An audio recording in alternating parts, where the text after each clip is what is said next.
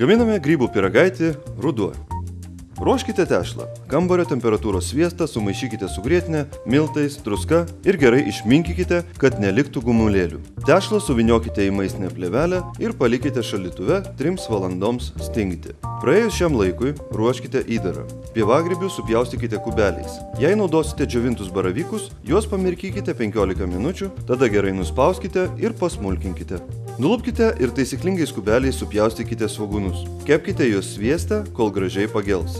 Į svogūnus sudėkite grybus ir dar šiek tiek pakepkite. Kiaulienos šoninę supjaustykite mažais kubeliais ir apkepinkite kitoje keptuvėje. Kai šoninė apskrus, verskite ją į keptuvę su svogūnais ir grybais. Pabarstykite pipirų, čiobrelių lapelių, viską išmaišykite ir palikite atvėsti. Tada pasiruoškite užpilą.